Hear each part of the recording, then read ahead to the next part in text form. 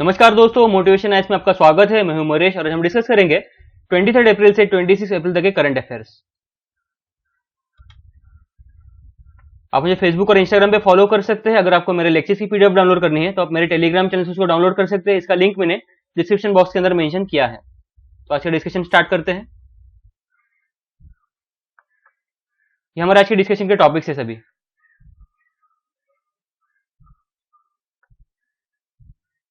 हमारा first topic है oil prices below zero.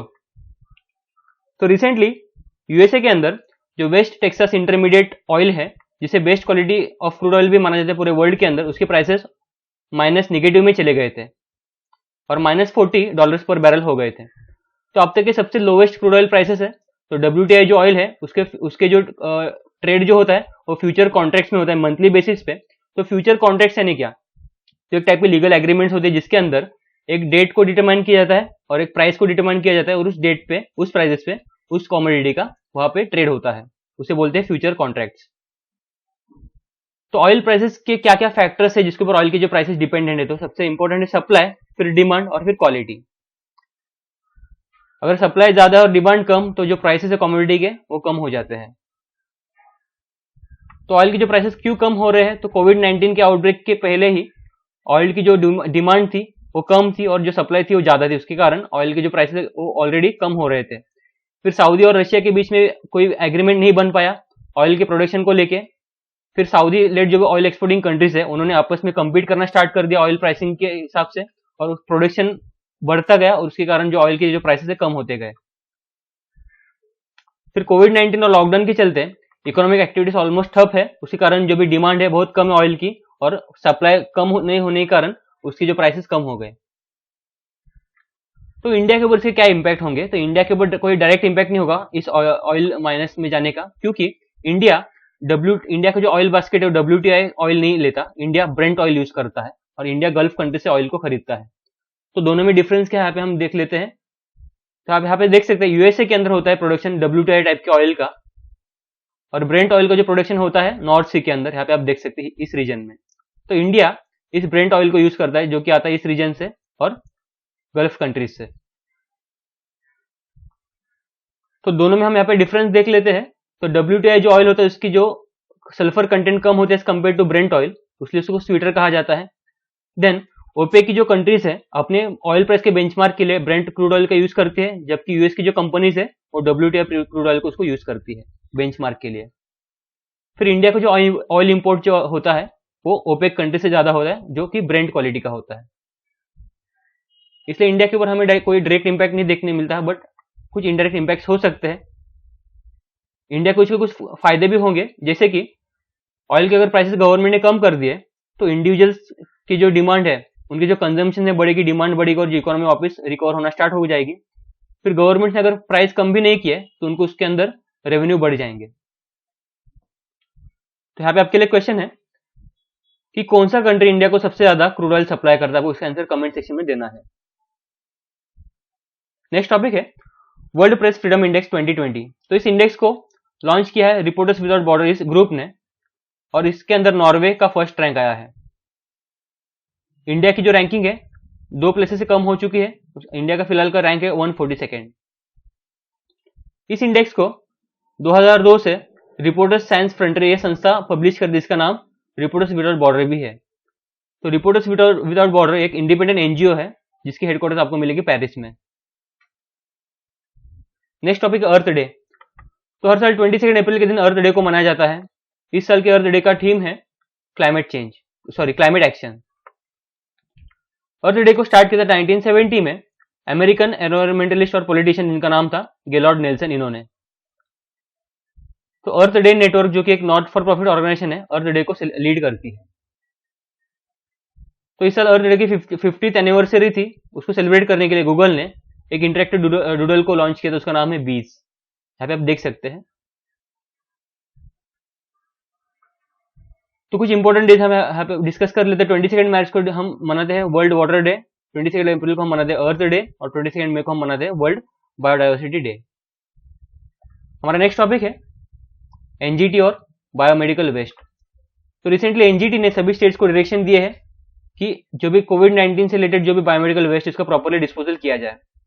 तो बायोमेडिकल वेस्ट यानी क्या? तो बायोमेडिकल वेस्ट रूल्स के अनुसार कोई भी ह्यूमन या फिर एनिमल एनाटॉमिकल वेस्ट या फिर कोई भी ट्रीटमेंट एपरेटस जैसे नीडल्स, सिरिंजेस या फिर कोई भी हेल्थ केयर का मटेरियल, उसको बायोमेडिकल वेस्ट कहते हैं।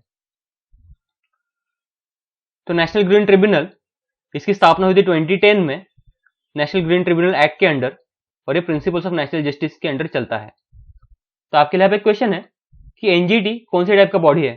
तो स्टेट्यूटरी है, कॉन्स्टिट्यूशनल है या फिर एग्जीक्यूटिव? आपको इसका आंसर कमेंट सेक्शन में देना है।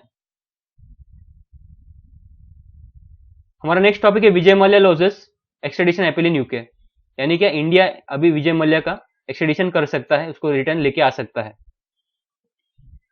तो विजय मल्ल्या ऐसा पर्सन, फर्स्ट पर्सन है जिसको फ्यूजिटिव इकोनॉमिक ऑफेंडर्स एक्ट के अंडर उसको फ्यूजिटिव ऑफेंडर करके घोषित किया गया है।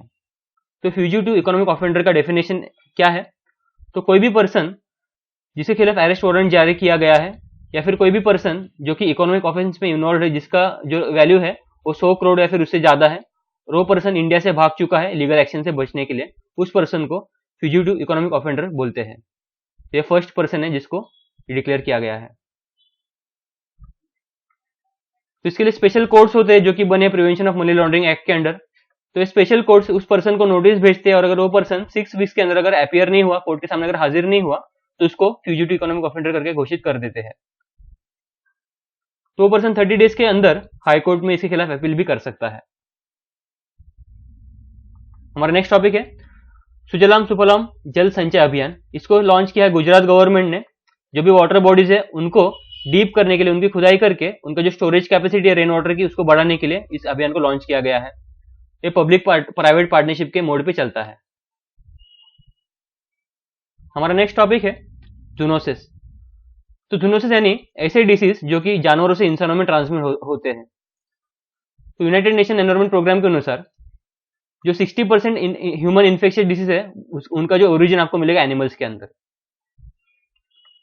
जो इसका एग्जांपल्स हम यहाँ पे देख सकते हैं, रेबीज जो कि डॉग से होता है, इबोला जो कि फ्रूट बैट से होता है, फिर वेस्ट नाइल वायरस जो कि इन्फेक्टेड मॉस्किटो से होता है, जीका वायरस जो कि एडिस मॉस्किटो से होता है, और कोविड-19 जो कि बैट से फिर पेंगोलिन से होता है। अभी तक इसके ऊपर रिसर्च होना बाकी है। आपके लिए एक क्वेश्चन है कि यूएनईपी का हेडक्वार्टर्स कहाँ पे? आपको इसका आंसर कमेंट सेक्शन में देना है। तो क्या क्या फैक्टर्स रेस्पॉन्सिबल है जूनोटिक डिसीजेस के बढ़ने के लिए? तो deforestation and change in land use, फिर एंटी माइक्रोबियल रेजिस्टेंस, फिर intensified agriculture and livestock production, फिर illegal and poorly regulated wildlife trade, और क्लाइमेट चेंज। ये फैक्टर्स रेस्पॉन्सिबल है जूनोटिक डिसीज बढ़ने के लिए। नेक्स्ट टॉपिक है अनलॉफुल एक्टिविटीज प्रिवेंशन एक्ट। तो कुछ रिपोर्टर्स, कुछ एक्टिविस्ट को रिसेंटली इस एक्ट के अंदर बुक किया गया। तो इसके हम बेसिक्स में जाते हैं। तो 1967 में यूएपीए को इसको पास किया गया था। तो अनलॉफुल एक्टिविटी यानी किसी भी इंसान या फिर किसी भी एसोसिएशन ने देश इंडिया के खिलाफ, इंडिया के इंटीग्रिटी और सॉवरेनिटी को हैम्पर करने के लिए कोई भी अगर एक्शन की, तो उसको कहा जाता है अनलॉफुल एक्टिविटी। तो सेंट्रल गवर्नमेंट को इसके अंदर एब्सोल्यूट पावर मिल जाती है। तो इंडियन पर्सन या फिर फॉरेन पर्सन को भी इसके अंदर चार्ज किया जा सकता है। अगर किसी पर्सन ने इंडिया के बाहर भी अगर इंडिया के खिलाफ कोई अगर कार्रवाई की, अगर कोई प्लान, कोई क्राइम अगर कमिट किया, तो उस पर्सन को भी यूएपीए इस एक्ट के अंडर उसको बुक किया जा सकता है।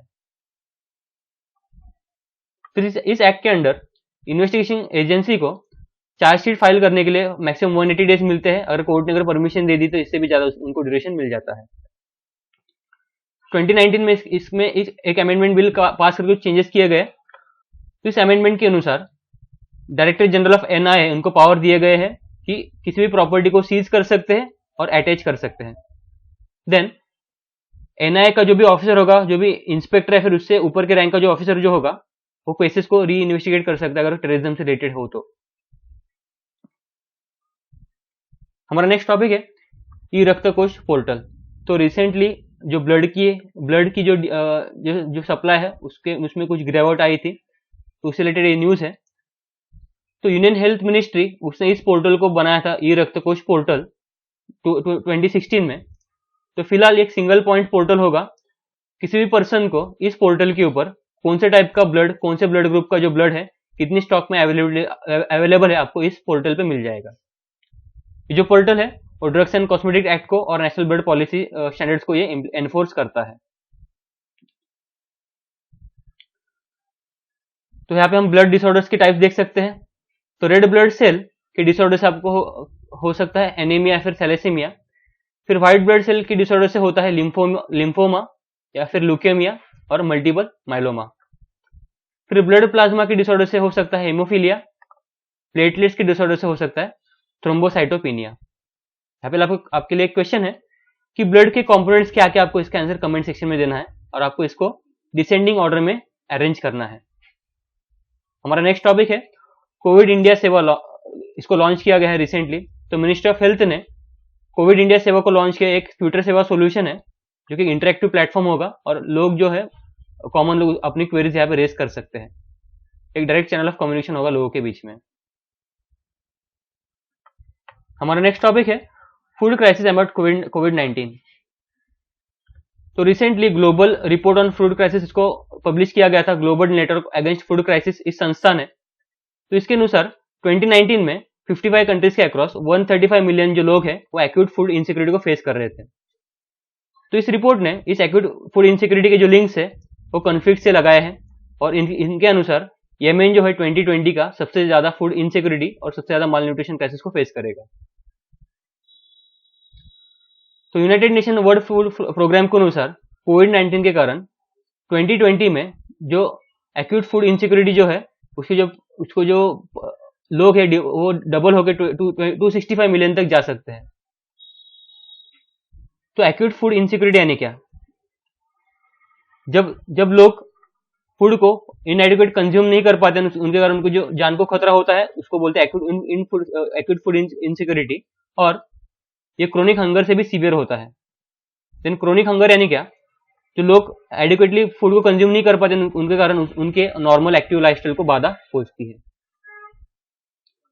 तो वर्ल्ड फूड प्रोग्राम एक यूनाइटेड नेशंस का एक फूड असिस्टेंस ब्रांच है जो कि वर्ल्ड के अंदर हंगर के और फूड सिक्योरिटी के प्रॉब्लम्स को एड्रेस करता है। तो वर्ल्ड फूड प्रोग्राम को 1963 में फाउंड किया था FAO और यूनाइटेड नेशन जनरल असेंबली ने। इसके ऑपरेशन को फंडिंग मिलती है voluntary donation from world governments, फिर कॉर्पोरेशंस और प्राइवेट डोनर्स से। इसके हेडक्वार्टर्स आपको मिलेंगे रोम, इटली के अंदर। देन अलीबाबा इस कंपनी ने एक क्लाउड ऐप को लॉन्च, इसका नाम है World hunger Map Alibaba Cloud. एक डिजिटल वर्ल्ड हंगर मैप होगा।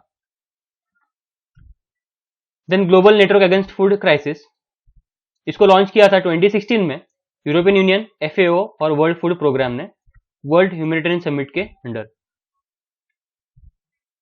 Next World Bank report on remittances.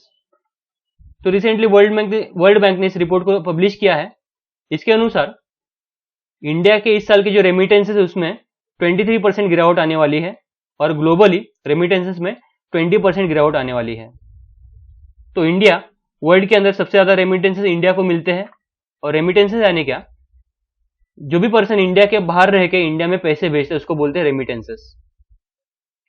तो आपके लिए एक क्वेश्चन है कि इंडिया को किस कंट्री से सबसे ज्यादा रेमिटेंसेस मिलते हैं, आपको इसका आंसर कमेंट सेक्शन में देना है। और कौन सी स्टेट को मिलते हैं उसका आंसर भी आपको कमेंट सेक्शन में देना है। तो वर्ल्ड बैंक 1944 के ब्रेटन वुड्स कॉन्फ्रेंस से international Bank for Reconstruction and development और इंटरनेशनल मॉनेटरी फंड की स्थापना की गई थी। ये जो IBRD बाद में जाके बना वर्ल्ड बैंक।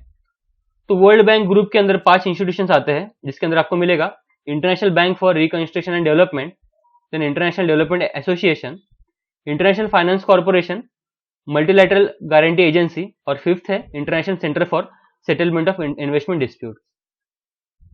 ये जो 5 संस्था ये वर्ल्ड बैंक ग्रुप के पार्ट है।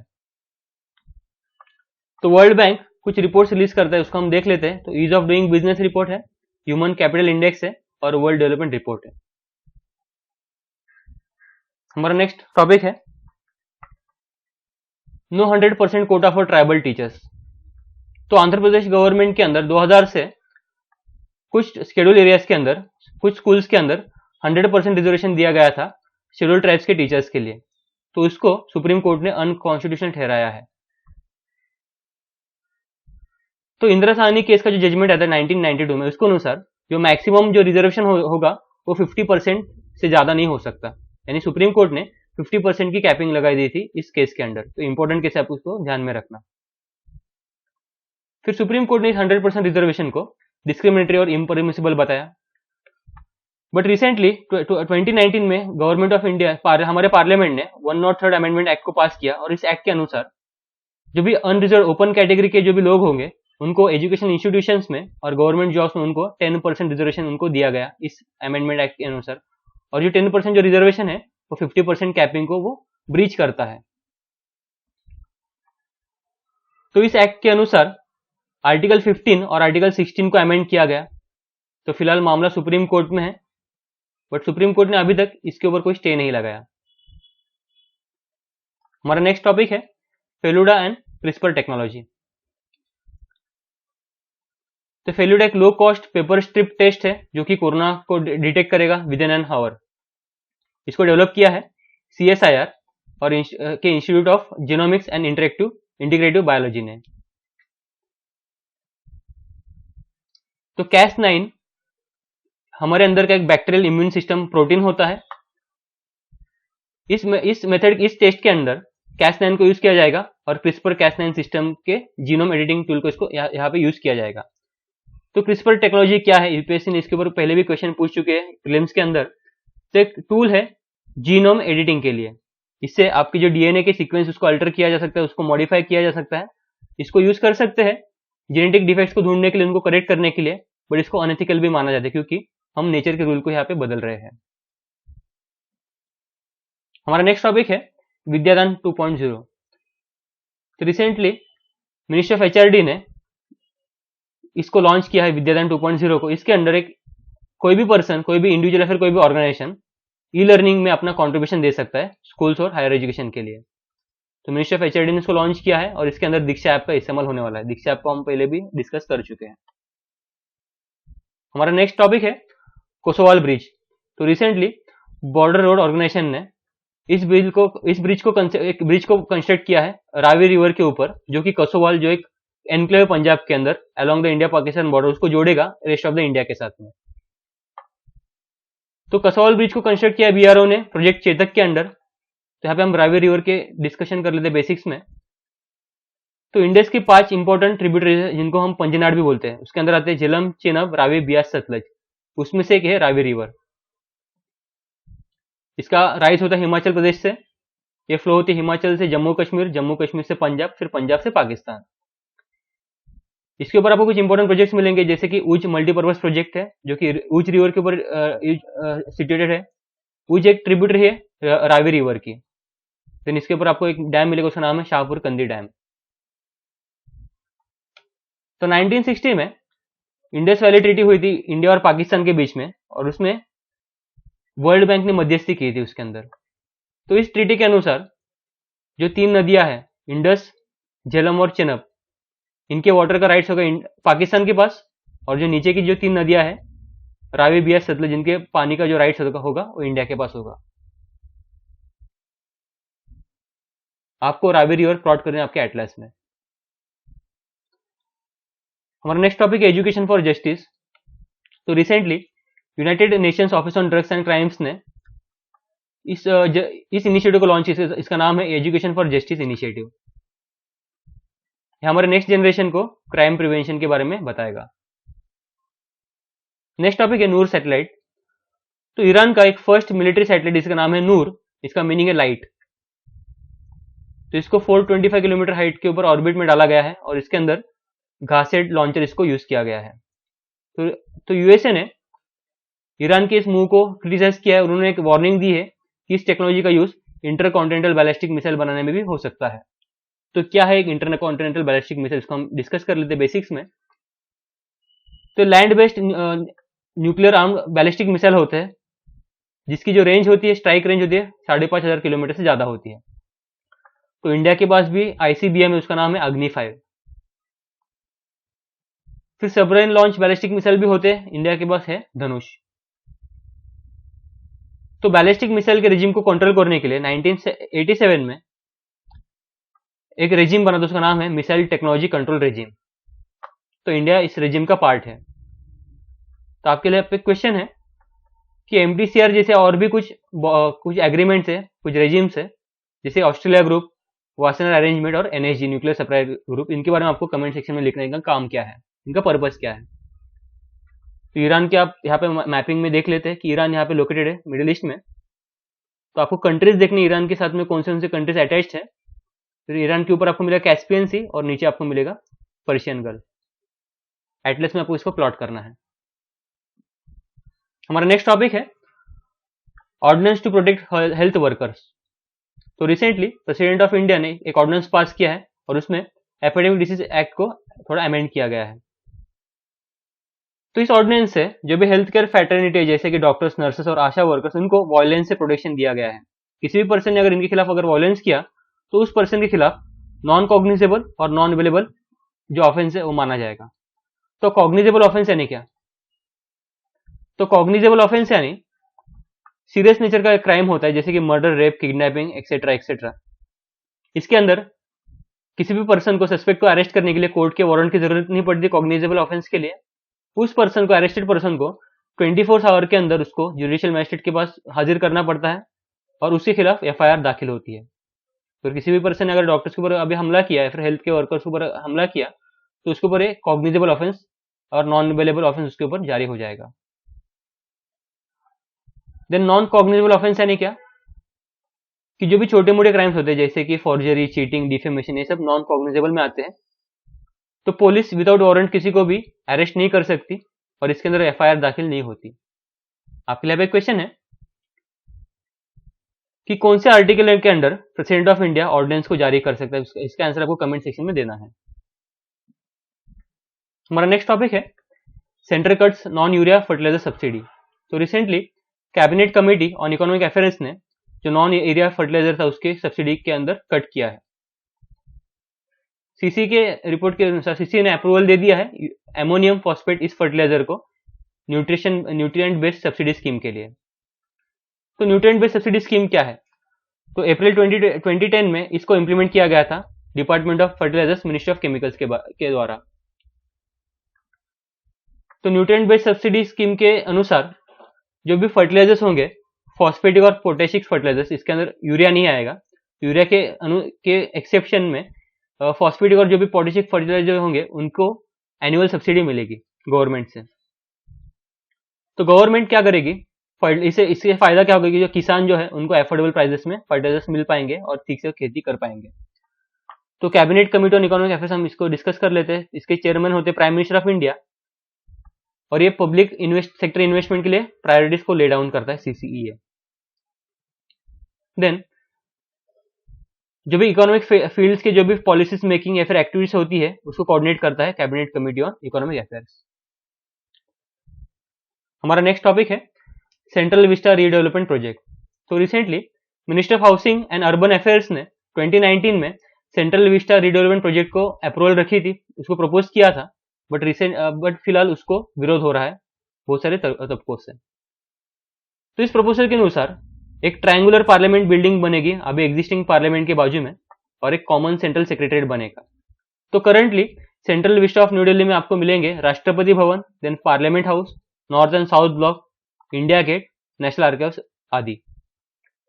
देन 1911 में जब किंग जॉर्ज V ने दिल्ली दरबार से इंडिया का जो कैपिटल है वो शिफ्ट किया था कैलकाटा टू दिल्ली, तब न्यू दिल्ली सिटी को डिजाइन करने के लिए दो आर्किटेक्ट्स को अपॉइंट किया गया था। उनका नाम है एडविन ल्यूटेंस और हर्बर्ट बेकर। तो पार्लियामेंट की जो बिल्डिंग है यहाँ पे आप देख सकते हैं, इसको डिजाइन किया है ल्यूटेंस और बेकर, इन दोनों ने।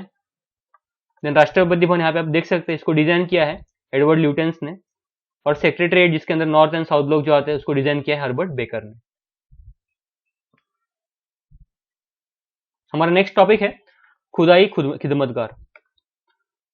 तो 23 अप्रैल 1930 के दिन पेशावर के अंदर किस्सा ख्वानी बाजार मसाकर हुआ था, जिसमें ब्रिटिश सोल्जर्स ने खुदाई खिदमतगार के नॉन वायलेंट प्रोटेस्टर्स को के खिलाफ वहां पे गोली चलाई थी। इसको 90 ईयर्स पूरे हुए।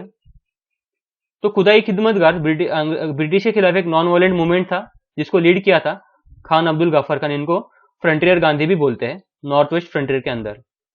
1929 में इस मूवमेंट ने कांग्रेस को ज्वाइन किया इस मूवमेंट के मेंबर्स को रेड शर्ट्स भी कहते हैं, क्योंकि ये टिपिकल रेड शर्ट्स पहनते थे। तो खुदाई खिदमतगार्स ने इंडिया के पार्टीशन का विरोध किया था। यहाँ पे आप देख सकते हैं, खान अब्दुल गफ्फर खान। नेक्स्ट टॉपिक है क्लासिकल स्वाइन फीवर। तो रिसेंटली आसाम के अंदर 1300 पिग्स की मौत हुई है क्लासिकल स्वाइन फीवर के कारण। इसे हॉक कोलेरा भी कहते हैं। एक कंटेजियस वायरल डिसीज है जो कि पिग्स में होता है, बट ये इंसानों को कोई हार्म नहीं करता। तो 20th लाइफ स्टॉक सेंसस से आसाम के अंदर इंडिया में सबसे ज्यादा पिग्स मिलते हैं। तो OIE territorial animal health code ये डिफाइन करता है कि डिसीज फ्री रहने के लिए एनिमल से जो डिसीज ट्रांसमिट होते हैं, एनिमल्स के जो डिसीज ट्रांसमिट होते हैं उससे फ्री रहने के लिए कुछ गाइडलाइंस इन्होंने डिक्लेयर की है। ये संस्था है, इसका नाम है World Organisation for Animal Health. एक इंटर गवर्नमेंटल ऑर्गेनाइजेशन है जो कि एनिमल के हेल्थ को वर्ल्ड वाइड इंप्रूव करती है। इंडिया भी इसका मेंबर है और WTO भी इसके स्टैंडर्ड्स को रिकॉग्नाइज करता है। इसके हेडक्वार्टर्स आपको मिलेंगे पेरिस, फ्रांस के अंदर। हमारा नेक्स्ट टॉपिक है कृषि कल्याण अभियान। तो कृषि कल्याण अभियान इसको लॉन्च किया था 2018 में।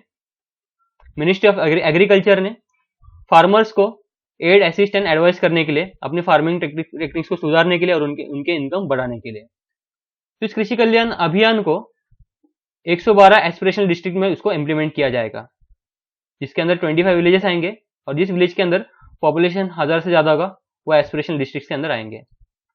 इनको आइडेंटिफाई करेगा ministry of rural development NITI Aayog के डायरेक्शन से। इस प्रोग्राम को ओवरऑल कोऑर्डिनेशन एंड इंप्लीमेंट करेगा कृषि विज्ञान केंद्र उन डिस्ट्रिक्ट्स के अंदर। हमारा नेक्स्ट टॉपिक है रिवर्स वैक्सीनोलॉजी। तो रिसेंटली तमिलनाडु के अंदर डॉक्टर MGR मेडिकल यूनिवर्सिटी ने इस पोटेंशियल वैक्सीन को डिजाइन किया है जो कि कोविड-19 से लड़ने के लिए, इस रिवर्स वैक्सीनोलॉजी टेक्नोलॉजी का यूज करके। तो ये रिवर्स वैक्सीनोलॉजी है क्या? तो इस प्रोसेस के अंदर माइक्रो ऑर्गेनिज्म का कल्चरिंग किए बिना और कंप्यूटर की हेल्प से जीनोमिक इंफॉर्मेशन की मदद से वैक्सीन को प्रिपेयर किया जाएगा।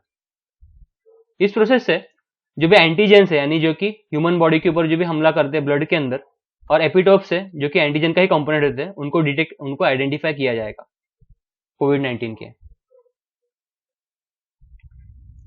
तो रिवर्स वैक्सीनोलॉजी इस टेक्निक का ऑलरेडी यूज किया है मेनिंगोकल और स्टेफिलोकोकल बैक्टीरियल इन्फेक्शंस के वैक्सीन बनाने के लिए। हमारा नेक्स्ट टॉपिक है खोंगजोम डे। तो हर साल 23 अप्रैल के दिन मणिपुर के अंदर इसको मनाया जाता है खोंगजोम डे को। इस दिन 23 अप्रैल 1891 को एंग्लो मणिपुर वॉर हुआ था और मणिपुर उस वॉर के हीरोज के सेलिब्रेशन के लिए इस डे को मनाया जाता है मणिपुर के अंदर। तो ब्रिटिश के खिलाफ ये वॉर हुआ था। जहाँ पे आप मणिपुर का लोकेशन देख सकते हैं, नॉर्थ ईस्ट का एक स्टेट है मणिपुर। तो मणिपुर के अंदर एक फेमस लेक, उसका नाम है लोकटक लेक। उसके अंदर आपको मिलेगी फुमड़ी टाइप की वेजिटेशन, होगी एक फ्लोटिंग वेजिटेशन है। आपके लिए एक क्वेश्चन है कि इस फुमड़ी वेजिटेशन के अंदर आप एक टाइप के डियर मिलते हैं जो डांसिंग डियर भी जिनको कहा जाता है। तो उन डियर का नाम आपको कमेंट सेक्शन के अंदर लिखना है कि कौन से डियर आपको लोकटक लेक के रीजन में मिलेंगे। हमारा नेक्स्ट टॉपिक है ऑपरेशन ट्विस्ट। तो ऑपरेशन ट्विस्ट को कोविड-19 के चलते RBI ने वापस से इसको रिस्टार्ट किया है। तो ऑपरेशन ट्विस्ट के अंदर क्या होता है कि RBI ओपन मार्केट्स ऑपरेशन के थ्रू मार्केट्स के अंदर शॉर्ट टर्म सिक्योरिटीज को बेचती है और लॉन्ग टर्म सिक्योरिटीज को खरीदती है। इसको बोलते हैं ऑपरेशन ट्विस्ट। इसके कारण क्या होता है कि जो लॉन्ग टर्म इंटरेस्ट रेट है उसके अंदर कमी आती है और उससे इन्वेस्टमेंट बढ़ती है इनके अंदर।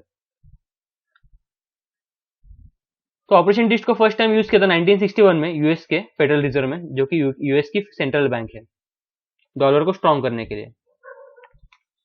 तो ऑपरेशन ट्विस्ट का इंपैक्ट किस तरीके से होगा कि सेंट्रल बैंक जब लॉन्ग टर्म सिक्योरिटीज को बाय करेगी, उसको खरीदेगी मार्केट से, तो मार्केट के अंदर उनकी डिमांड बढ़ जाएगी और उसके कारण उनके जो प्राइसेस है वो भी बढ़ जाएंगे। तो इन लॉन्ग टर्म सिक्योरिटी की जब प्राइसेस बढ़ जाएंगे तो उसकी जो बॉन्ड यील्ड है वो कम हो जाएगी, क्योंकि उसका इनवर्स रिलेशन है। अगर बॉन्ड यील्ड कम हो गई तो इंटरेस्ट रेट जो है उसके अंदर भी गिरावट आ जाएगी, और अगर इंटरेस्ट रेट अगर गिर गए तो लोगों का जो कंजम्पशन बढ़ जाएगा और मार्केट के अंदर वापस से ग्रोथ आ जाएगी। तो गवर्नमेंट सिक्योरिटी यानी क्या? गवर्नमेंट सिक्योरिटी टाइप का ट्रेडेबल इंस्ट्रूमेंट है जो कि सेंट्रल गवर्नमेंट और स्टेट गवर्नमेंट यूज करते हैं। इसको दो टाइप से हम क्लासीफाई कर सकते हैं, शॉर्ट टर्म और लॉन्ग टर्म में। तो शॉर्ट टर्म सिक्योरिटीज उसको ट्रेजरी बिल भी बोलते हैं, और इन टाइप की जो सिक्योरिटीज है उनकी जो मैच्योरिटी पीरियड होती है वो 1 साल से कम होती है। देन लॉन्ग टर्म सिक्योरिटीज इनको गवर्नमेंट बॉन्ड्स या फिर डेटेड सिक्योरिटीज भी इनको कहा जाता है। इनकी जो मैच्योरिटी पीरियड जो होता है 1 साल या फिर उससे ज्यादा होता है। जो सेंट्रल गवर्नमेंट है ये दोनों टाइप की सिक्योरिटीज को इश्यू कर सकता है, बट जो स्टेट गवर्नमेंट है वो सिर्फ लॉन्ग टर्म सिक्योरिटीज को इश्यू कर सकता है, जिनको स्टेट डेवलपमेंट लोन्स भी कहा जाता है। जो गवर्नमेंट सिक्योरिटीज है इनको risk free gilt edge instrument भी इनको माना जाता है, क्योंकि इनका जो डिफॉल्ट का रिस्क है वो ना के बराबर होता है, क्योंकि गवर्नमेंट का इनको बैकिंग होता है। देन ओपन मार्केट ऑपरेशन एक क्वांटिटेटिव मॉनेटरी पॉलिसी टूल है जो कि आरबीआई यूज करता है मार्केट के अंदर मनी सप्लाई को कंट्रोल करने के लिए। तो इसके जैसे कुछ और टूल्स है, जैसे कि repo rate, then cash reserve ratio, statutory liquidity ratio, etcetera etcetera. तो ओपन मार्केट ऑपरेशन में क्या होता है, आरबीआई ओपन मार्केट ऑपरेशन से और कमर्शियल बैंक्स का यूज करके मार्केट के अंदर गवर्नमेंट सिक्योरिटीज को सेल करता है फिर परचेज करता है।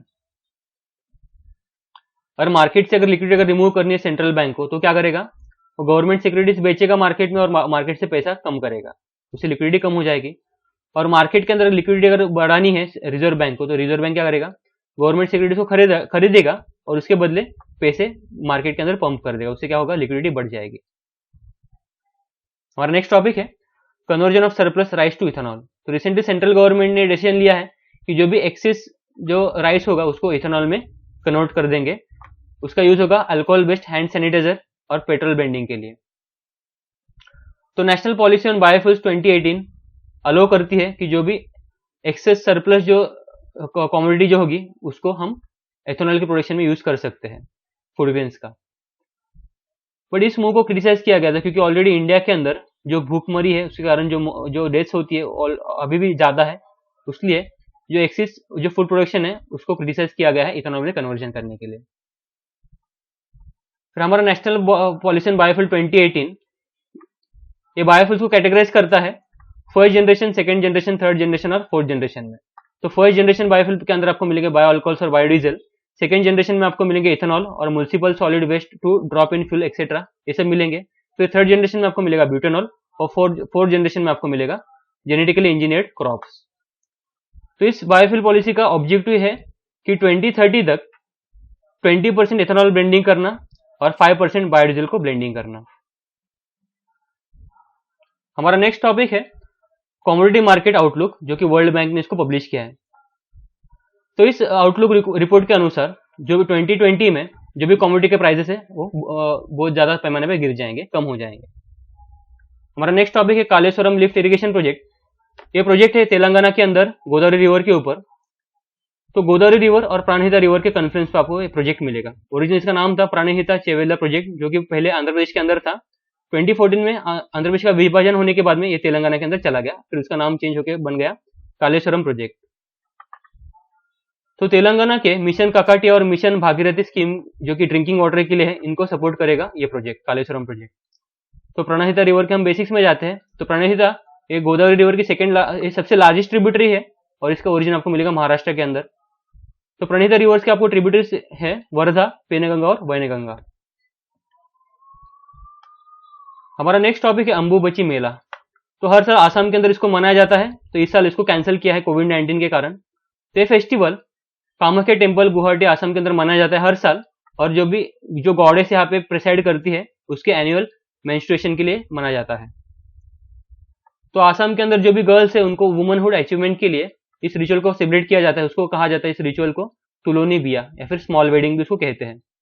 तो कामाख्या जो टेम्पल है आसाम के अंदर ये 51 शक्तिपीठ में से एक है, जो लोग शक्ति कल्ट को फॉलो करते हैं। जो कामाख्या टेम्पल है located in Nilachal hills Assam के अंदर, और इसके बाजू से बगल से गुजरती है ब्रह्मपुत्र रिवर।